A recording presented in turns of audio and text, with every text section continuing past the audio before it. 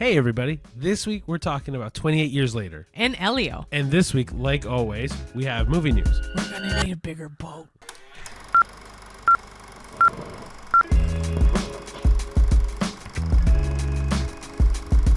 Hello everybody.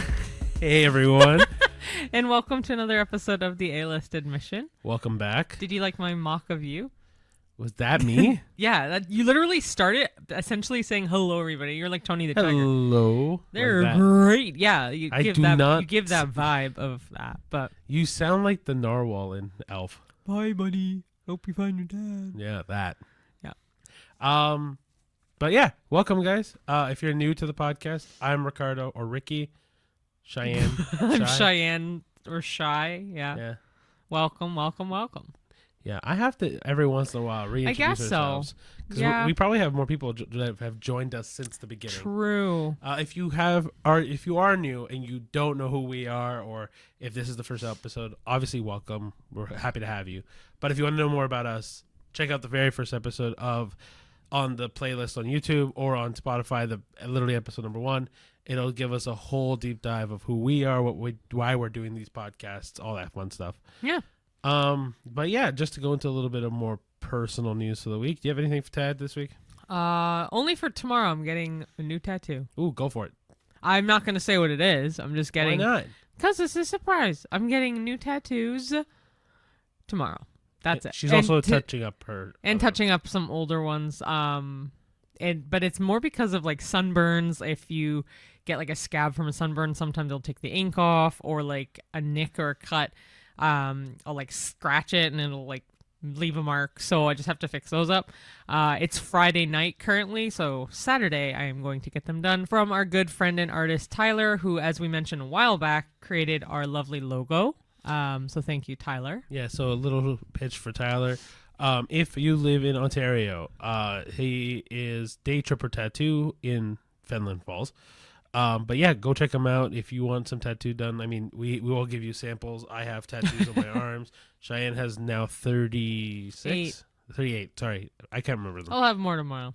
But anyway, yeah, that's it for me, really. How about you? So for me, the big thing this week was I had a cardio stress test today. So for those that don't know what that means is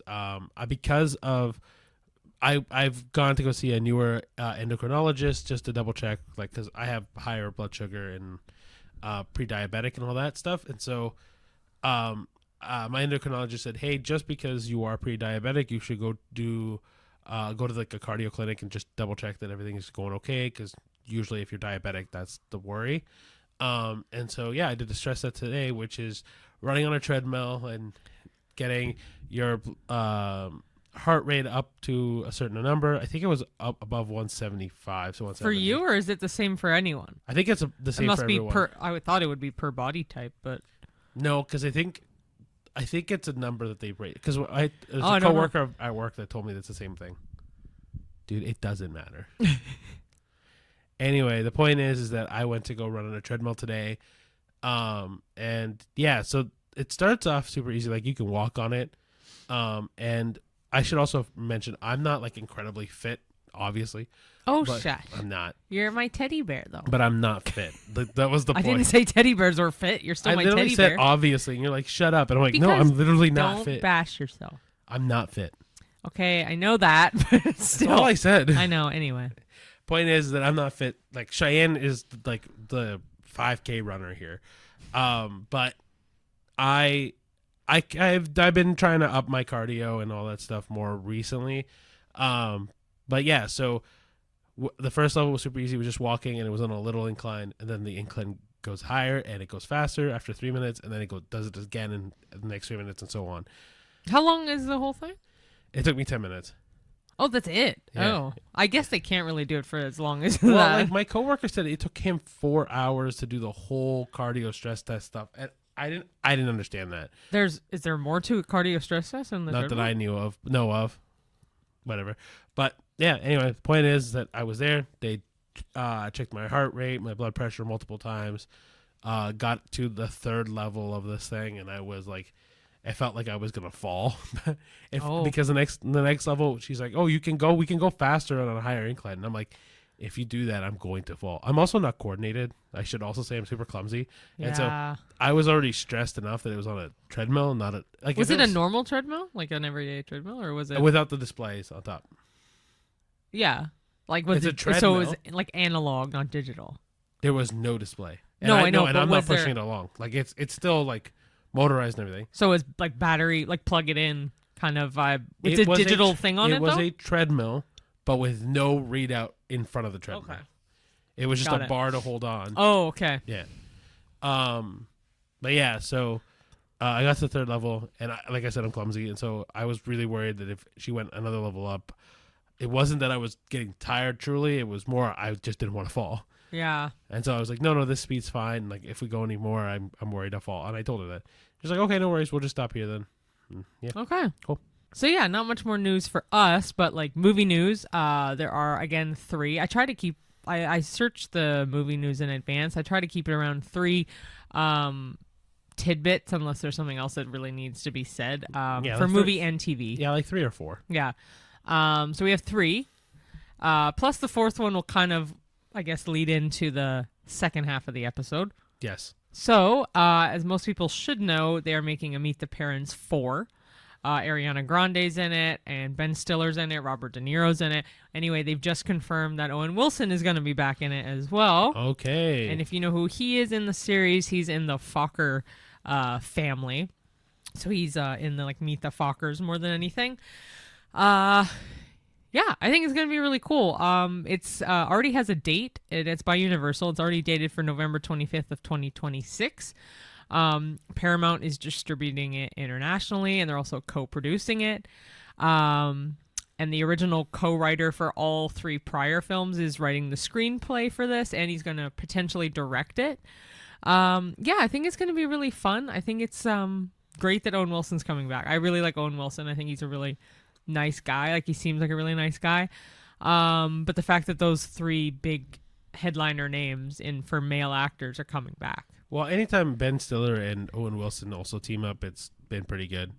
But yeah, I think my only concern with the Meet the Focker franchise is that like it just runs dry because they've already done 3 movies, and They definitely didn't even need to do 3. They could have done 2, but well, I mean that's what I mean. Now they're doing 4, the 4th one, and so it I'm could like, be good. I don't. It's either gonna be so far separated now that it's good again, or it's just gonna be a needless movie. And I wonder if Ariana Grande is like a child of one of them, or I something. definitely think Yeah. so. I think it's maybe the baby that grew up Oh yeah, that yeah, was yeah, saying, yeah, F you. yeah. Yeah, so that's that Yeah. one. All right, so the second movie news is Simone Ashley, who I'm pretty sure is from Bridgerton. I could be wrong. I'll correct it if I'm wrong on the YouTube video or on Spotify video. But Simone Ashley originally had a much larger role in the F1 movie, and since has been completely taken out of that movie. Yeah, she's no dialogue now. Yeah. Too. So the director's come out to talk about it, and honestly, his answers make sense for film, but it does spark a conversation of like, oh, what does that mean for people's future? But the idea is that the director has stated that he had to cut out a couple storylines because he had multiple storylines in that movie, and so she was just unfortunately on the cutting room floor. Now it sucks because obviously Ashley Simone, right, was her name. Yeah. If she wanted to have a much bigger role because she wanted to break into film and she wanted to be a more popular star, and like it has been waiting a while, you know what I mean? Like for people who are in that industry, like getting their chance to be on a big budget movie and like one that people are obviously going to see, especially because F1 being the Brad Pitt movie, and like one having Brad Pitt on it, 2 being F1, one of the most popular sporting events nowadays. Yeah. Like a lot of people were going to see this movie, and she was probably banking on this to break into Hollywood. Yeah. So she's obviously upset by it. The director has a very valid reason. Like, I mean, who would want to watch a movie that is dealing with multiple plot lines that you can't keep up? Like, if something's oversaturated with not necessarily too much plot, but too much needless plot, I understand. I get it. Yeah. But yeah, that's I heard a couple times this week. So this one is a pretty big one because it also sparks like conversations between women of color in film, and is that the reason why she got caught on the cutting room floor? Is it because she's just simply a woman that her role was less important? A bunch of things. Obviously, we know now that that's not the reason, but it does bring up the question.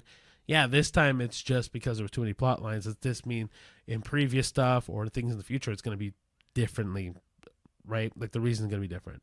So something else that I forgot to mention, Cheyenne has the article in front of me, so I didn't obviously forget, but I forgot anyway, was that her character was in the works for a long time, and she was really grateful to be finally a part of a project, kind of like what I said earlier. But, yeah, like it got reduced, but she had been spent time to promoting this movie in Miami, and like, and she's been going around promoting this movie for on different screenings and stuff. But yeah, it completely got reduced to a seconds long cameo with no dialogue. That's so sad. It is. I mean, like based on what I've heard too, it's like it is very short. Like it's sadly short. Yeah, I think she only like again. I think it's like in the background of other characters that she shows up. She doesn't even have like a full on screen moment. But yeah, cool. So the next one, Ricky does not know about, and I just found this out, and I'm very excited. Blumhouse has bought the rights to Saw. They have bought the Saw stake from Twisted Pictures. So they're going to bring it back to James Wan, and Lionsgate is going to remain the owner and distributor. But yeah, they have drawn out some negotiations. They finally finalized it, and it's been a long negotiated deal anyway, to acquire part of the horror franchise Saw. Again, from Twisted Pictures. Terms of the deal were obviously not disclosed, but Lionsgate, which also has an ownership stake, will continue to distribute the films, beginning with the original picture in 2004. And Content Partners, which is the parent of Revolution Studios that owns a very large cacophony of movies and series, has bought an unspecified stake in the existing library alongside Mark Berg's retained share. Okay. So Blumhouse is buying a stake in the movie Saw, or the series Saw. I'm very, very excited for that. I would love to see what they would do with it. I'm excited about it because Blumhouse obviously has been like the horror kind of. Yeah. Well, them and A24 have recently been the best horror genre like studios to come out. Yeah. I mean, A24 is doing everything, but like they're really good at Yeah. horror, and so is Blumhouse. My only concern with Blumhouse owning it is does that change the Saw franchise from what it is? What do you mean? Like Saw is very well known to be like this like low budget horror film that is very. I don't think it's low budget. Well, I mean, originally it was. I mean, I guess the last like Saw X or Saw 10, whatever it was definitely not low budget, but like I didn't think the first one really was that low budget. Like it definitely looks low budget. It didn't give the vibe of it to me, but I could be wrong. Anyway, but my point is like, will they change how Saw looks like, feels like, acts like going forward? Like, is this gonna now look more like a, I don't know, like a Purge movie now, or is this gonna look more like a trying to think of other Blumhouse projects? Fantasy Island. Well, that was one. You said to think of another Blumhouse. Well, I was thinking of franchises. I was thinking Megan? Like, is that Blumhouse? I think so. But you know what I mean? More hyper realistic, more I'm just worried because there's some movies in the Saw franchise we like. There's obviously a ton that we don't, but like I think I just don't want it to lose its feel. Yeah. Well, I guess we'll see. Concern, right? But yeah, that kind of sums up all the movie news we have for this week. Except for one. Yeah. Today, the day we're filming it, is Friday, June 20th, which June 20th is the 50th anniversary of Jaws, which came out June 20th, 1975. Yeah, and it's Cheyenne's one of Cheyenne's favorite movies. Yeah, I was going to say, if you don't know already, I'm a huge fan of Jaws. So the latter half of this episode is kind of kind of just go over Jaws again in memory of its 50th anniversary, which is incredible. Yeah, and I think it's a fitting time anyway because now it's summer and it kind of does feel like Yeah. people are going to the beach. So it's still kind of It's like the day relevant. before summer. The first day of summer is Oh tomorrow. So yeah. So yeah, by the time you guys have seen this episode, obviously the 50th direct anniversary will have passed and summer have already started and all Yeah. that stuff.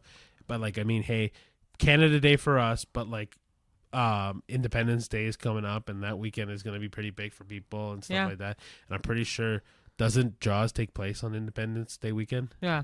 Perfect. So it's kind of fitting we're talking about Jaws. I think. Yeah.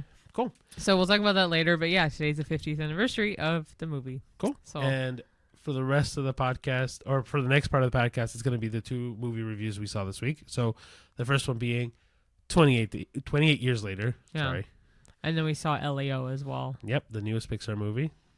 But yeah, you want to jump right into it? Yeah, go for it. Cool. All right. So 28 years later, directed by Danny Boyle, written by Alex Garland. Obviously, the release date was June 20th. And it is a post-apocalyptic horror / thriller. Yeah, and we technically saw it on June 19th, but yeah. Cool. All right. So, nearly 3 decades after the rage virus devastated Britain, a small coastal community survives in strict isolation on a remote island. When a young boy embarks on a dangerous rite of passage to the mainland with his father, they discover terrifying new threats, both from the evolved infected and from the remnants of humanity. As secrets surface and the line between survival and morality blurs, the legacy of the virus reaches a new, chilling chapter.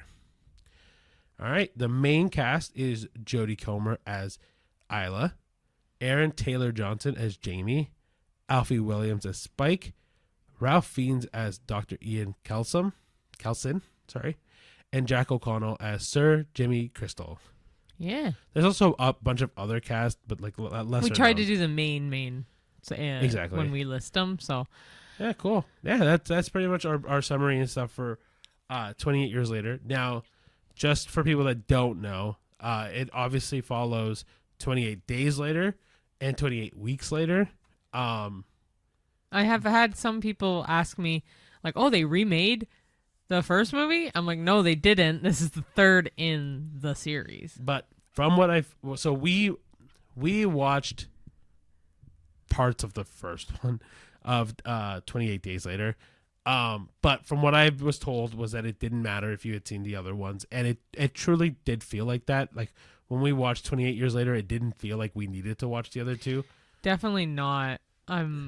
No, not at all. The only thing that we needed to know, and luckily because we watched like the first half of the first movie, was how the virus started, which was and even then just felt like a knockoff the Planet of the Apes for me.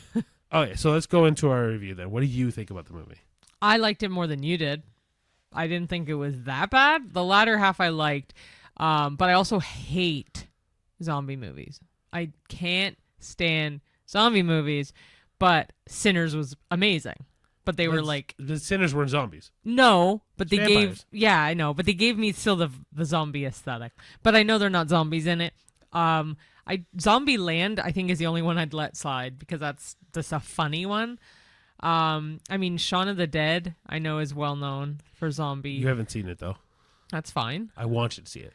I don't like zombie movies is my essence of the whole damn thing. But That's fine. like I also don't like anything related to zombies, so like that's why I haven't watched The Walking Dead. Which I had asked you too if you could compare if this was better than Walking Dead. Or vice versa, but Okay, so what I told you was that The Walking Dead is good up until Negan shows up.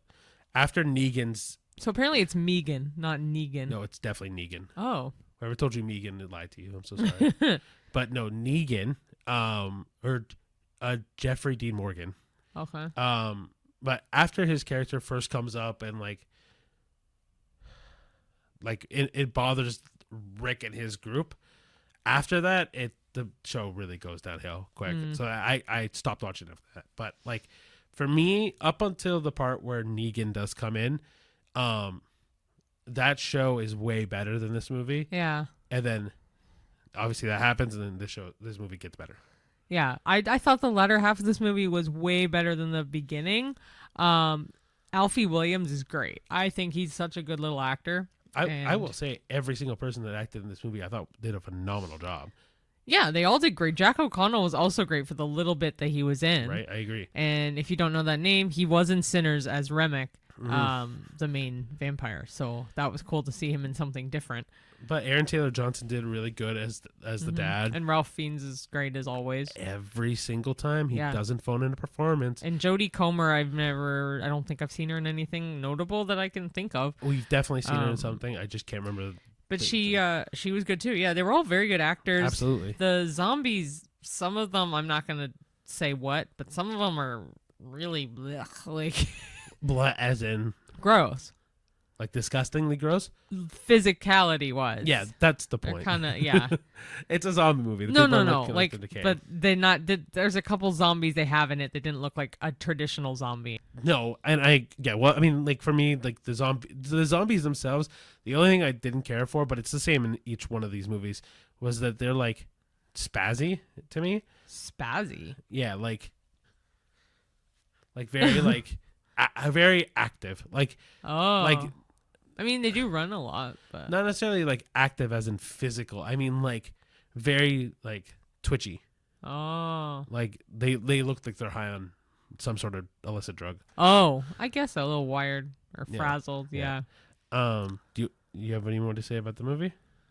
No, I did think the latter half was a lot better. So, and the acting did make up for a good chunk of it for being a movie that I wouldn't really go to normally. So my review of this movie is that it's not great. Like I think a lot of this movie can be explained away by a line or two or by a moment or two. Like for me, the first half of this movie makes more sense plot wise than the entire second half of that movie Yeah. because of one thing that happens near the end of the movie that ruins that whole second part.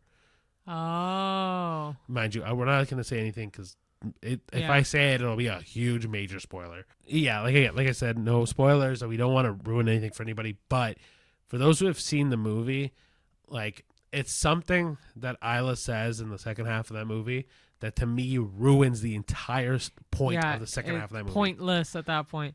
Yeah, and so Yeah, you're right. The second half I liked better, but it still wasn't a great movie. I completely agree for like entertainment wise. Yeah, I completely agree. Yeah. But also, like, for me, it was certain inclusions of a different type of zombie that was annoying because it was only added to make the scenes more intense. But there's so many flaws in that type of zombie. Mm-hmm. Like, then to me, it was like the relationship between, or the choices Spike made don't make sense for his character based on the first half of the movie. Like it's just there's a lot that goes that just is to me feels like major plot holes or like things that just don't make sense that they made decisions for. Like there's another part where something happens from a infected that then questions how the infection passes on to things. That then I'm like, then it makes no sense to me, and that's also based on some things I was told from the 28 weeks later, where like for example, this one 28 weeks I'll spoil, not 28 years. 28 weeks apparently like you can get infected by a drop of blood in the eye. Mm-hmm. I don't know if that's 28 weeks. You said? Yes. Yeah. Yeah. Okay. So, but in this movie, it completely contradicts that. Yeah. 100%. There's a lot of contradictory things in this movie. So it's one of those things where like I understand, like I'm not even going to base it on that contradiction because we haven't seen 28 weeks later, but everything else apart from that, it's like there are parts of this movie that's really good. Like the scenery is beautiful. The action shots were cool. The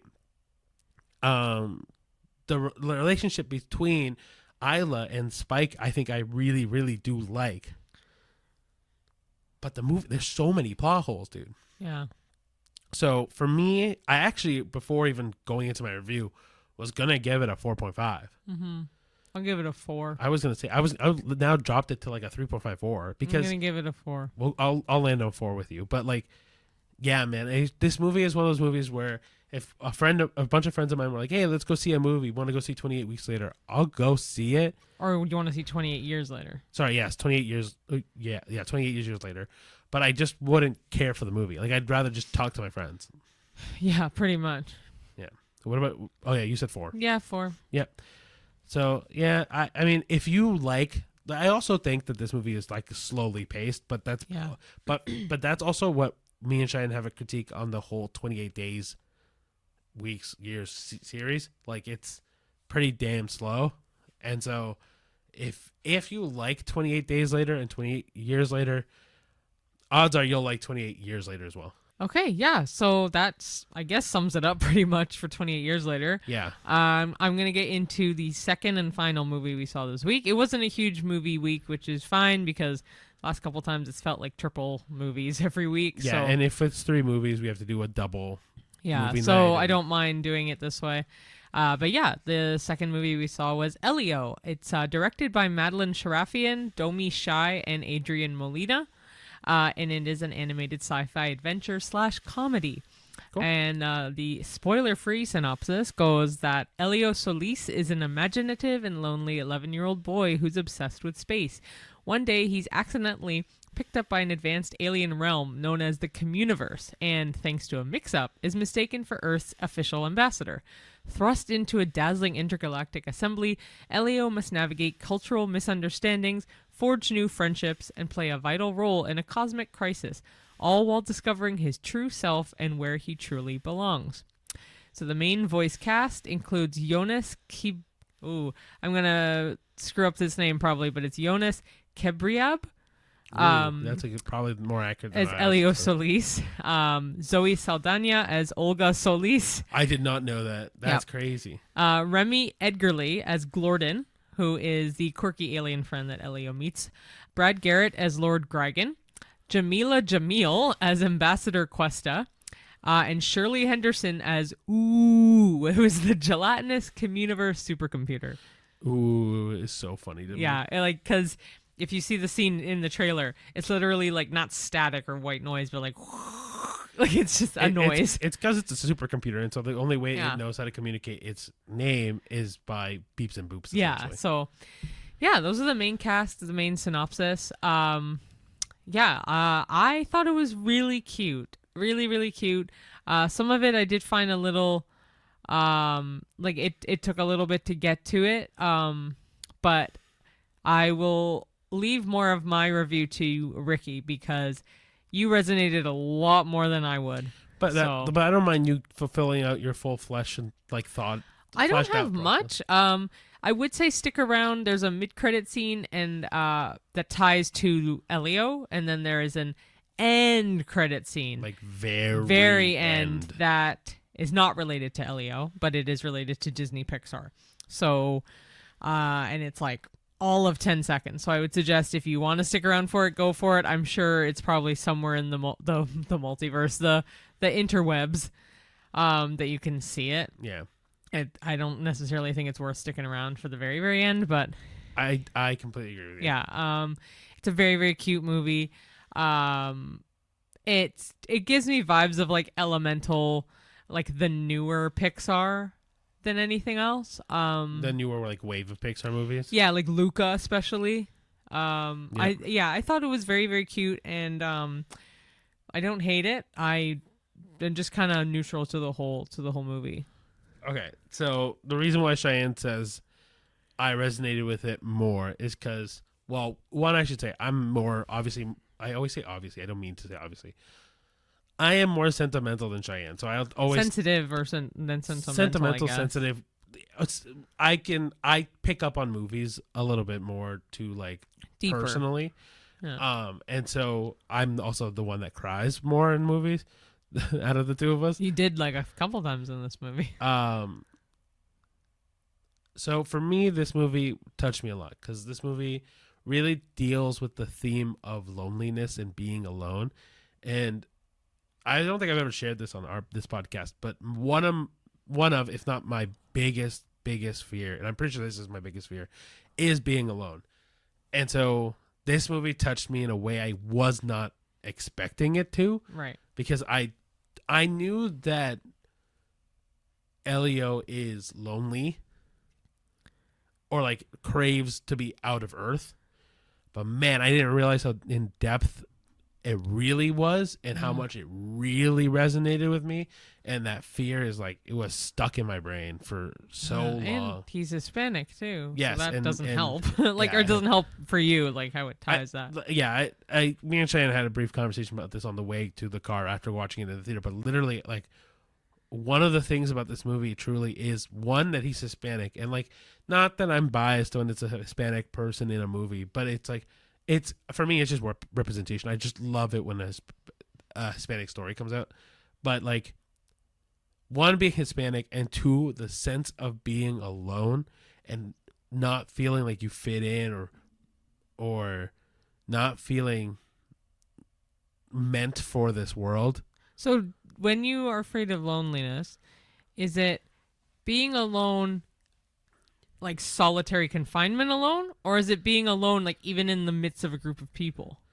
It's both. Because I love being alone. Like, nothing against you. I don't mind being alone. So there's at a all. difference because me and Cheyenne both are introverted. Like, there's stages of introvert. I'm that like we an both are. extroverted introvert. Yeah, like you're in between, an omnivert. Yes. Yeah. Yes. I am more introvert, and like Cheyenne knows this. Like, Like a hermit. I love talking to people that I deem as safe and secure to me.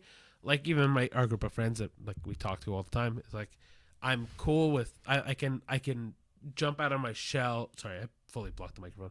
I can jump out of my shell a little bit more, but like, otherwise, dude, I'm okay, happy, and honestly, and Cheyenne will tell you, of just staying home every single day for the rest of my life, watching a movie, playing video games. Yeah, but it's funny because that's like almost ultimate loneliness. But the difference for being alone is, for me, is being like to myself. Like, there's no one I can lean on. Like solitary confinement. Like, not solitary confinement, because like when I was in university, I was depressed, but I was alone physically, but the physicality of it wasn't the part that that made me lonely. What made me lonely was there wasn't someone I trusted, relied on, or could really be with within a 5-mile radius of me, right? Like, even when I met you, at first I was still super lonely because I was like, I didn't like, not that I didn't trust you implicitly, but like, That's fair if you didn't. Part of a relationship is building that, right? Yeah. And like, so at first it was nice that I had someone I can talk to regularly, and that was part of the reason why I think when we booked our first date, I was like, I don't want to wait because I just wanted to be with somebody I really wanted to spend time with. Yeah. And then because I was dealing with so much loneliness, Yeah. and then obviously I love my parents, I really do, but there's also moments where like my parents don't make me feel super involved, right? And so like when I was in university, like, again, like I also like fully don't want to be a burden on anybody, and so the other part of that is like, oh yeah, my parents are also very sociable people, so they want to go out and do stuff, and I don't want to go out, but I also don't want to be left alone. So like, I will go out and expend my social battery because they want to do stuff, and I fully understand it. But Yeah, I'm glad that we're almost the same person, and that like we're not party people. We're not go out and drink or socialize till midnight hours. Like I would be content to stay at home and watch a movie at night. Like, Yeah. I just recently went to a work event. We saw a baseball game, and like I left halfway through the game with a bunch of other coworkers. One, because it was a little bit later in the evening, not by much, but I knew by the time I'd get home, it'd be late enough where I wanted to be with Ricky, relaxing, watching our shows and having a snack, like just being at home in bed, relaxed. yeah, Not up late, out partying or out and about. So like the biggest thing that can separate me from my mind, or like, is being distracted by things. So like, when like every Saturday, me and Cheyenne have off, which is very nice because it's at least one day guaranteed every week that we have off together. Now, what we do on our days off is very different minded between the two of us. Cheyenne, when it's sunny out, wants to be outside. I outside. need the sun. And I fully understand that. I don't care if I'm outside. Like, for me, I will be happy, truly happy, if, like, on a day off, we just stay and watch movies all day, or we take turns playing video games, or, like, we've done this, especially beginning of a relationship a lot, with Cheyenne was a much more avid reader before, and so she would read all the time, and I'd be just playing video games all the time, but in the company of each other. So she would be reading, and I'll be playing my video games, and I was having, like, it was a great time. Yeah, right. Because then we could always, like, lean in, check on each other, whatever. Exactly. Yeah. Now, so, like, this movie leaned into my fear of being alone, and really touched me in areas where I know, like, if I was still dealing with that, this would have probably made me, like, ugly cry in the theater if I was in that mode. Like, if I wasn't. Truly, if I didn't feel as supported as I do now and watch this movie would have made me cry. Like, you teared up a little bit. I did, but it's because I resonated with how Elio felt being alone. Yeah, end. Obviously, the ending suffices. I mean, it's a Pixar movie. It's not going to end poorly. But, no, but it's very cute. What would you rate it if you had to? Honestly, like, I'm on the 8 side. Wow. Okay, no, mine's like, I would say 6. Yeah. So the reason why I'm on the higher side of this is, one, obviously the loneliness aspect of it, but 2, this to me felt like a movie that had a very clear message and had a beautiful way of telling it. Like, I know I love Elemental, and I love I'm trying to remember what the other Inside Out 2 and all that stuff, but, like, nothing, like, for me this was very personal, and so if nothing touched me like this in a really long time, like, in terms of Pixar and, like, other movies like that are kids oriented. I was gonna say there's a few that have that, like, like The Life of Chuck, what we talked about was, like, that's a different way of touching me that also spoke to me hard, right? Like, oh yeah, well, me too, obviously. Right. So, like, there are, or, like, even if we go to last week and we talk about Materialist, like, that was another thing that touched me in a way I wasn't expecting. Yeah. But I'm the reason why I'm giving this truly just a high point is, 1, nostalgic because it's Pixar, and Pixar does a really good job at telling very original stories like this. But 2, man, it being all about a loneliness and the feeling of not finding that place that you belong, or feeling a burden on other people, and all of this, like, residual shit from feeling loneliness, it really spoke to me. Yeah. Yeah. So out of the 2 movies, I think we would both suggest Elio to see. Yes. For your upcoming Tuesday cheap night. If you are in the mood, though, for zombie apocalyptic kind of vibe, go see 28 Years Later. I mean, if you like the other 2, what's to say you won't like this one? I will just say, though, like, for those that haven't jumped into the 28 days, weeks, years franchise, whatever I guess I call them now, if you don't like slower paced horror movies, you won't like these movies. Yeah, I know it's horror, but it doesn't, like, it's not horror to me. Oh, it's definitely I know horror. it is, but, like, just to me, it's not as much. Cool. All right. So now we get to the very fun part of the evening. Yeah. We go into the 50-year anniversary of Jaws. I know. Big congrats. It's so exciting. Like I said earlier, I'm a huge fan of Jaws. I have it tattooed on my arm. I think it's a brilliant movie, and I think it definitely paved the way for a lot of bad and good shark movies, like Sharknado or Deep Blue Sea. I think it's cemented Steven Spielberg as a director as well, and, like, I mean, this was his first big directorial debut in a sense. That's what I mean, right? But then it also inspired. Literally what I just said. No, but, like, what's the major director I'm just thinking of? George Lucas. Yeah. And Star Wars, and taking that leap, right? Like, which, a fun little trivia bit. The shark noises, or some of the noises from Jaws, they actually did use for some of the space shuttle rocket noises and explosions in A New Hope. So kind of a cool connection. She told me this earlier, and I'm like, well, that's weird. Weird but fun. Cool. Yeah. All right. So let's go into a little bit of background on the movie. So again, directed by Steven Spielberg, written by Peter Benchley and Carl Gottlieb, and it is based on Peter Benchley's novel. It's technically a thriller horror adventure movie. It's about 2 hours and 4 minutes, roughly. And in 1975, when it came out, it was rated PG. I don't know what it would be now. But yeah, back then it would be PG. I'd say it'd be like PG-13 or 14A now. I'm on the PG-13 side. Yeah. If you have not seen it, I'll still give you a spoiler-free synopsis because I'm being nice. But in the quiet beach town of Amity Island, a series of mysterious deaths rattles the community just as tourist season kicks off. Like we said earlier, it's like 4th of July time. When evidence points to a deadly predator lurking beneath the surface, Police Chief Martin Brody teams up with a marine biologist and a grizzled shark hunter to uncover the truth. What follows is a suspenseful and nerve-wracking confrontation between man and nature. And again, the top 5 in the main cast are Roy Scheider, who is Chief Martin Brody. Richard Dreyfuss is Matt Hooper, who is an oceanographer. Robert Shaw is Quint, who is that hardened shark hunter with a haunted past. Lorraine Gary is Ellen Brody, who is Martin Brody's wife. And Murray Hamilton is Mayor Larry Vaughn, who is very worried about the economic impact of closing the beaches down for the 4th of July because of this unknown shark. The mayor. I know. So just as a brief thing right before Cheyenne really goes into this, if you have not seen Jaws, we are spoiling it.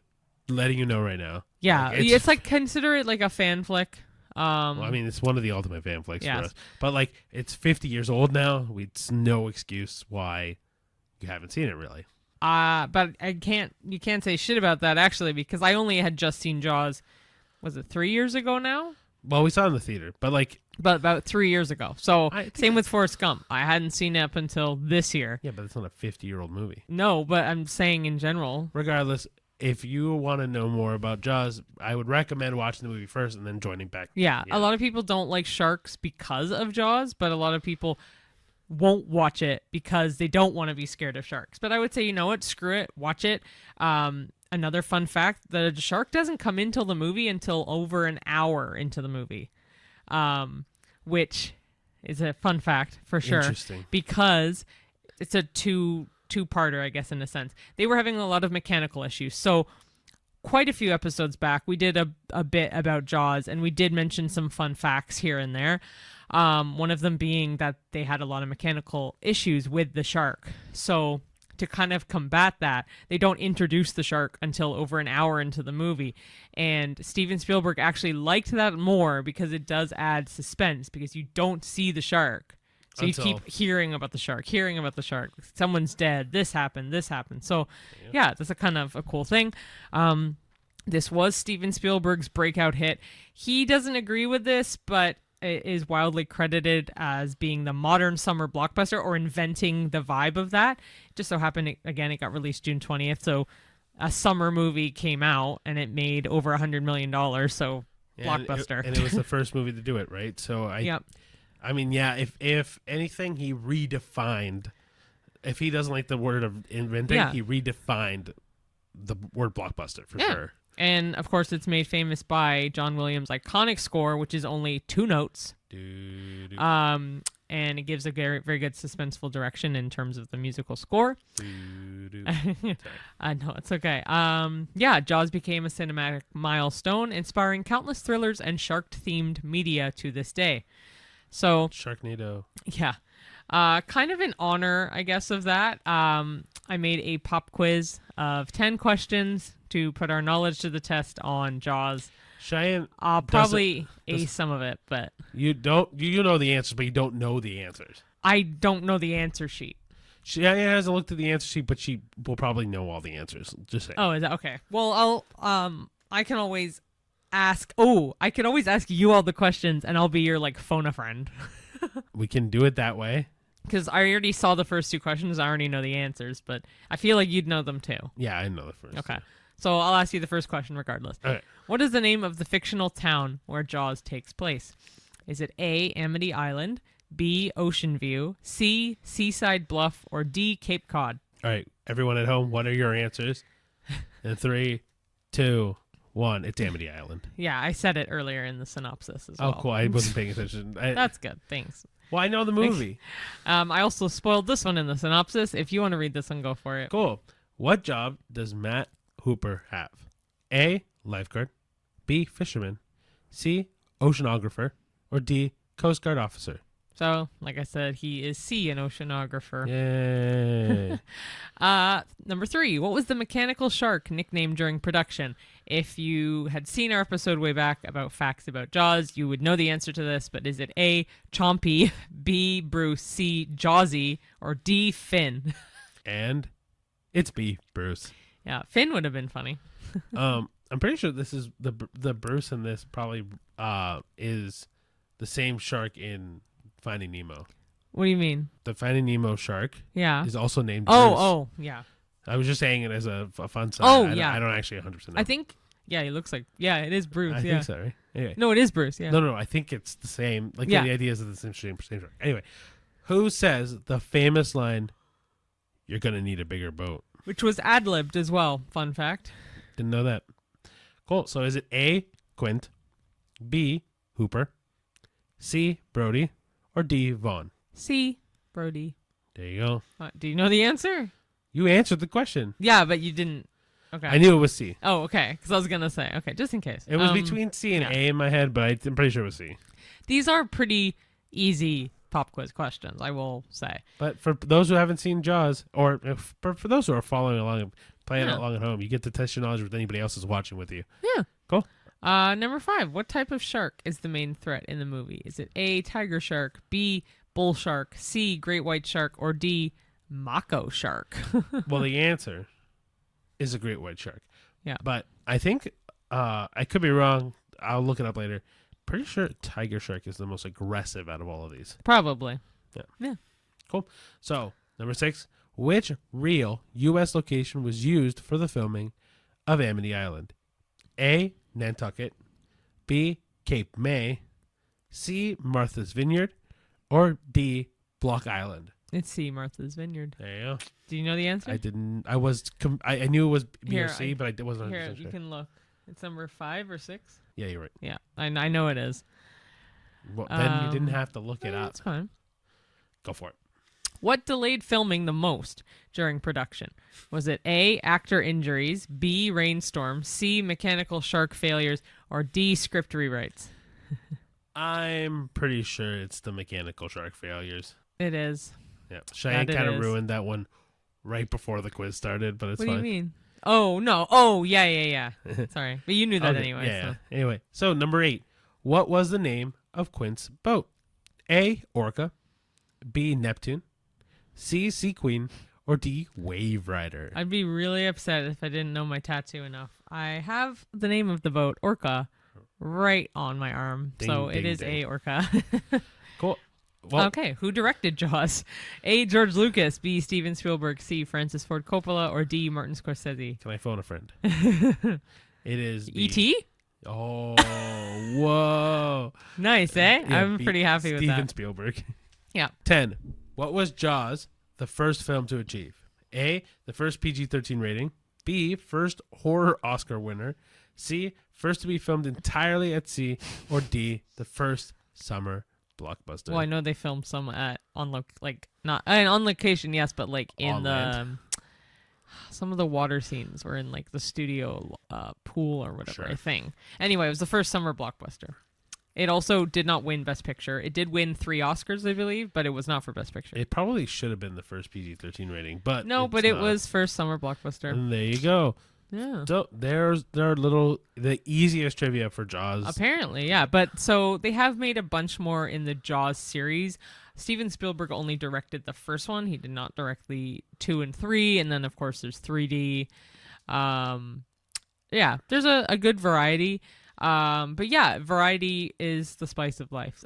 But for shark movies, if you like ones like The Meg, that's an option. Again, Deep Blue Sea is a great movie.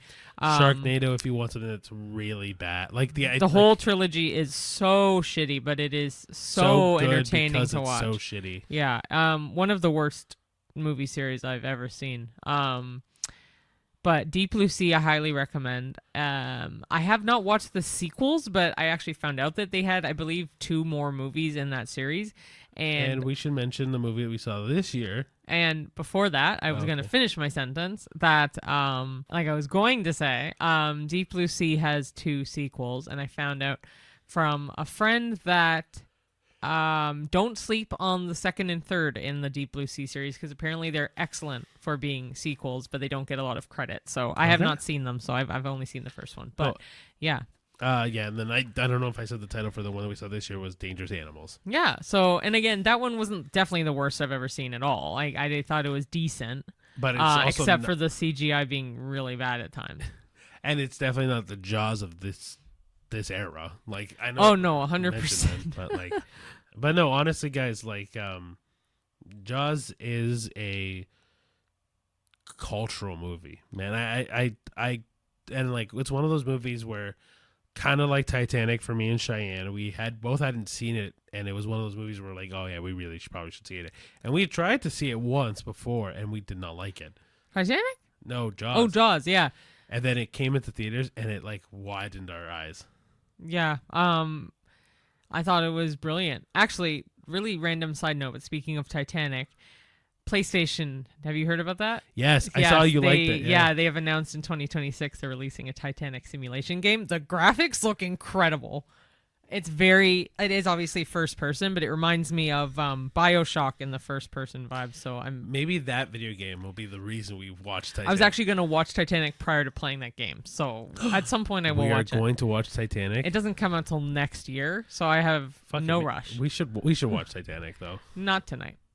Well, not tonight. Tonight is a Jaws night because we are going to watch Jaws because, again, 50th anniversary, and I'm very grateful to have something to commemorate it on my arm because, yeah, I absolutely love that movie, and I also have really good memories of Universal Studios Florida when they had the Jaws ride.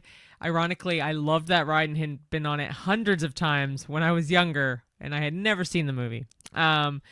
But also they did have some issues with the mechanical shark in that ride as well, here and there. Very true to form. Yeah, excellent ride. They did keep Bruce hanging, like they have from the movie, but they do keep it there for photo ops. They do keep it outside by the San Francisco Wharf in Universal, right outside of now where King's Cross Station / Diagon Alley is, which is where that area was where the original Jaws ride was. Mm-hmm. So it's nice that they still have something there, and they do still have a shark bar and some merch you can get that's Jaws related. I was gonna say at the very front of the park they have the the vintage the Legacy store in the City Walk area. They do have no, it's not called a Legacy store. I think it's just the Universal Studio store. There is one that's like the ancient stuff, not ancient, but like vintagey. Yeah. The, like throwback or whatever like store. Confrontation. Pretty sure it is called the Legacy store. Maybe. But yeah, like Back to the Future and all that as well. Yeah, like Kong's Confrontation. That's what I was saying. E.T. is still on there, Earthquake. But yep. Anyway, these are all rides I have not been on because E.T. I have. But like these, I hadn't gone to Universal since 2022, 23? 23. And so by then all these rides were gone. Oh, your first time going though was Yeah. 2022. That's what I'm saying. So yeah, by 2022, by 2020, really, all these rides were gone. So. Well, before 2020, Kong was gone. I think when I want to say 6 or 7. It was probably the early 2000s, late 90s. Regardless, we're getting ahead of ourselves here. Yeah, I could just talk about Universal all day. So, but, I'll cut it here though. Yeah, so it's probably going to be on the shorter side of this episode, but regardless, thank you so much for watching. If you want to follow us along, we're on every social media, you name it, like Facebook, Twitter, Threads, Instagram, TikTok, Letterboxd, YouTube, Spotify, Apple Podcasts, wherever you get your podcast, really. X. You said Twitter? I said Twitter. X. But yeah, guys, so if you want to follow us on any of that, or if you like our short form content, TikTok, YouTube, Instagram are kind of where you're going to go to get those. I know I've been saying it for weeks. I will get on Twitter eventually and add all the reels and all that stuff that we've done before. Twitter is the one, honestly, the one social media I never use. Twitter? Yeah. I don't either. My mom's obsessed with Twitter. Fair. But like, anyway, I will eventually get Twitter under control and we'll get going on it. But thank you so much for listening, everybody. Please leave us a 5-star review or any star review. Just leave us a review. Let us know what you think about it. Please share it with all your friends, family, enemies, and coworkers. yeah, like it's just word of mouth, guys. If you love the video or watch the video, that'd be great. If you want to just listen to the audio format, totally okay. We're okay with both of those. And yeah, like Cheyenne said with Letterboxd, like just keep following us along. That's a beautiful diary of everything we watched, and by the time this episode comes out, it will be fully updated. Yeah, I think that's everything. So thank you, everybody, and we'll see you at the movies. see you there. Bye. Bye.